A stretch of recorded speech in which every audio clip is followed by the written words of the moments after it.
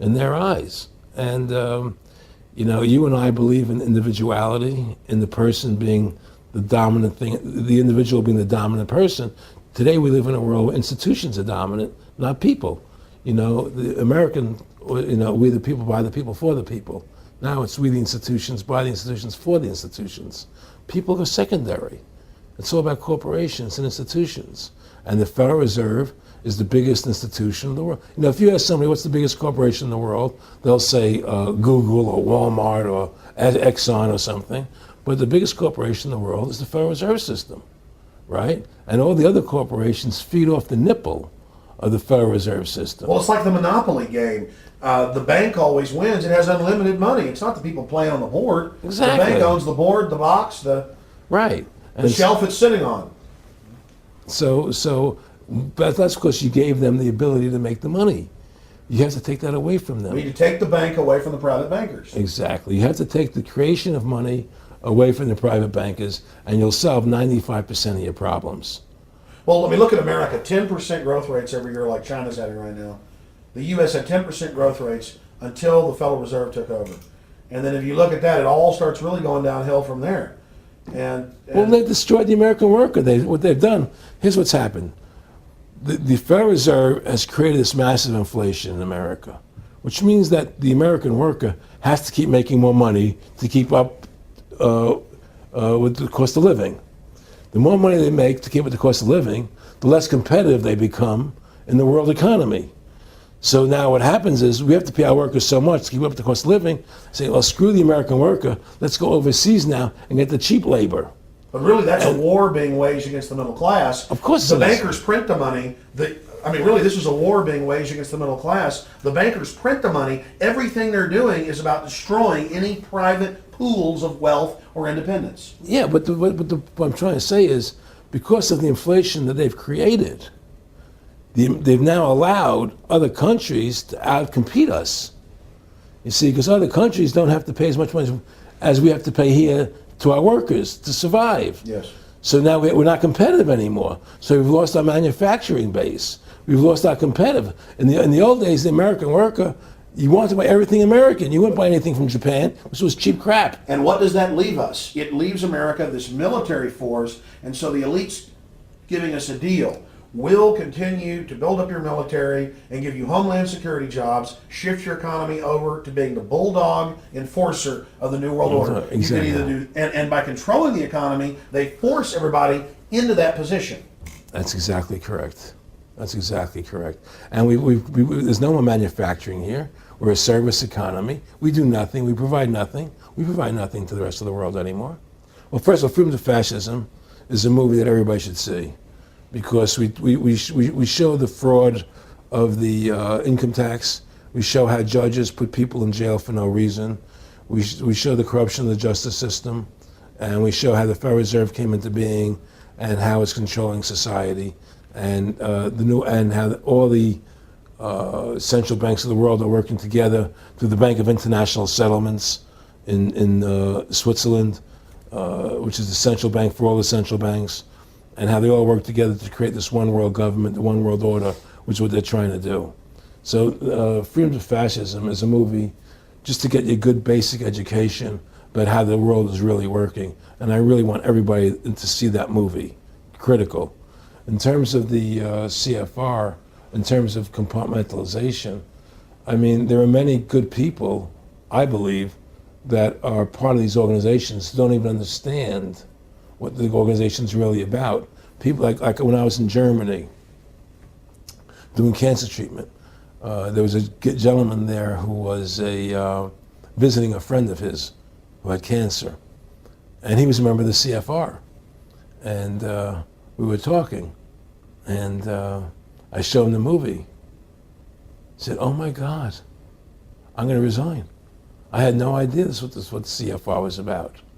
He had no idea. He was just a nice guy who thought he was in this prestigious organization. Yeah, a lot of it's about getting good people, and so you can watch them. Keep your friends close, your enemies closer. Well, no, it wasn't even that. It was, a lot of people join the CFR because they think it's a prestigious organization. It'll help them in business, make good business contacts. They didn't have an understanding that the CFR is really about world domination. about how they and the Trial Commission, the Bilderbergers, all work together, with the banks to control the people. They don't. A lot of them don't understand that. They don't see the big picture. Oh, it's CFR. It's a prestigious organization. I'll meet this one. I'll meet that one. I can do good business deals out of it. It's just business to them. The CFR wants to get the people in there that have influence and power, and so they're part of that. So they're not opposing them, It's like the whole country today is becoming the haves and have-nots. You're getting the very, very wealthy, the middle class is being destroyed, and you're getting the poor people. Isn't this just a slick mafia that took over and uses fancy PR? Well, you can call it mafia, you call it whatever you want, but it's definitely a criminal organization. There's no question about it. But it's a criminal organization that has prestige, that appears to have what's the word I'm looking for? Class, style. It's like, respected. It's respected. People don't look at it as being a criminal organization. That's what a great job they've done. People look at Alan Greenspan as being a hero. The maestro. Money's a funny thing. I was talking to Michael Eisner one day, and I said to Michael, you may have $1 billion, Michael, but they're all dollars. If the dollar goes bad, how much money are you going to have? And that's the thing. Everything is denominated in dollars. Everybody thinks in terms of dollars, but the dollar has no value. And then someday it's everything returns to the mean. Well, really, the whole universe, financial universe we live in, is a matrix fraud. Yes, it is. And that's why it's going to come crashing at some point. And they're going to try and hold it up as long as they can.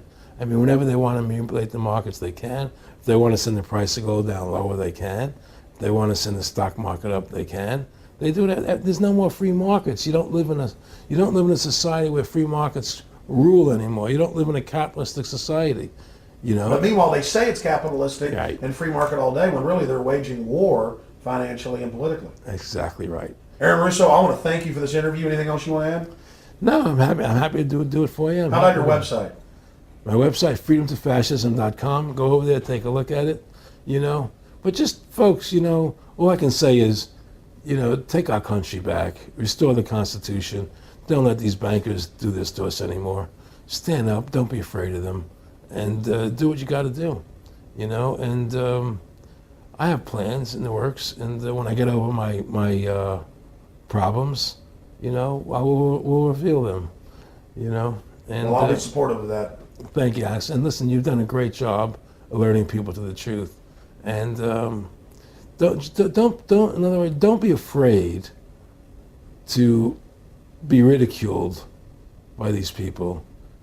If 9/11 was a phony, and I know it was, then stand up and say it's a phony. Don't be scared to tell the truth. Don't allow their powers of trying to make you look silly to frighten you. What did you think of what Charlie Sheen did? I love what Charlie Sheen did. I was so respectful of what he did. I just applauded him. People saw right through that attack. They flipped a light switch when they went after him. Yeah, but they don't. You see, the thing is that more people don't come out and do it. To build that wave. Charlie did it. I'm really proud of the guy. David Lynch did, but the media was smart and didn't bite this time. They ignored it. Right. I mean, a few people have, but they're not picking up on it because they control the media. James Brolin did on The View. I heard that as well. But again, they're not picking up. Barbara Walters looked like she was about to have a heart attack. But they don't pick up on it. You see, they don't allow it to go anywhere. It comes if someone says something, they let it die. But they keep perpetuating, the war on terrorism. They keep perpetuating all these things that are lies. And because we've given the Federal Reserve the money-making power, they control the media, they control the government, and they're all in bed together. So you're fighting all this propaganda all the time. And it's a very difficult fight.